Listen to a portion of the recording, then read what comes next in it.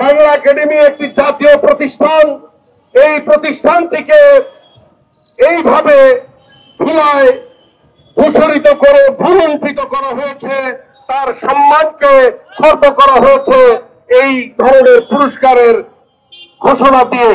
এবং আজকে যে পুরস্কার স্থগিত করা হয়েছে, এটা কিন্তু স্থগিত করা হয়েছে, এটা বাতিল করা হয় নাই। আমরা তীব্র নিন্দা জানাই যে যারা এই স্বৈরাচারের দোসর, যারা এই স্বৈরাচারকে এই 15 বছর এই রক্তপাত, গুম, হত্যা, নির্যাতনকে প্রশ্রয় দিয়েছে এবং তাদেরকে বিভিন্নভাবে সহযোগিতা করেছে, তাদেরকে আজকে এইভাবে পুরস্কৃত করা হয়েছে।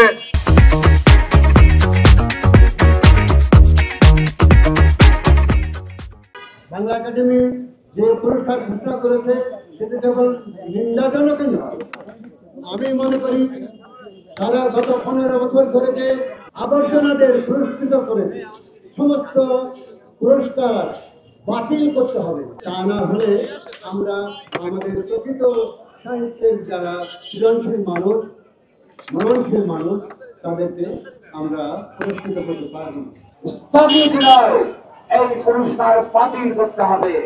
বাংলা একাডেমিকে পূর্ণাঙ্গভাবে সংস্কার করতে হবে।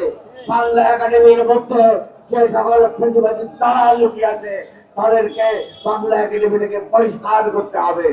গবেষণার কাজ করবে, বাংলা একাডেমির কাজ ছিল গবেষণার কাজ করা, কিন্তু আমরা দেখছি গবেষণার কাজ থেকে সরে গিয়ে বাংলা একাডেমি শুধুমাত্র বছরে বছরে একটি বইমেলার আয়োজন করে এবং পুরস্কার দেয়।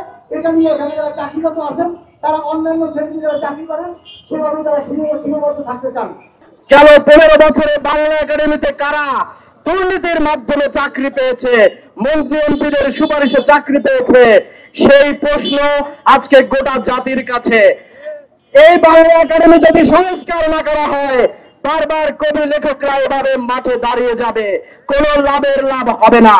এই স্বৈরতন্ত্রের যারা 5টা গোলাম এখনো বাংলা একাডেমির ভিতরে রয়েছেন, তাদেরকে 12 ঘন্টা দিচ্ছি, 24 ঘন্টা না, 12 ঘন্টার ভিতরে চাকরিচ্যুত করতে হবে।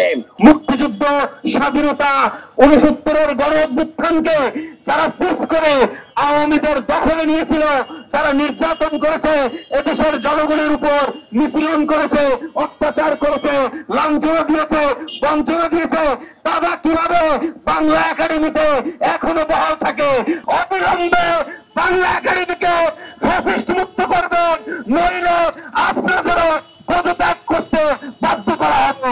এই বাংলা একাডেমিকে একটি সমসাহিত্য মর্যাদায়, সমর্যাদায় সাহিত্য প্রতিষ্ঠান হিসাবে প্রেসিডেন্টের অধিকতর আন্ডারে একটি প্রতিষ্ঠান হিসেবে গড়ে তোলার জন্য প্রস্তাব করছি।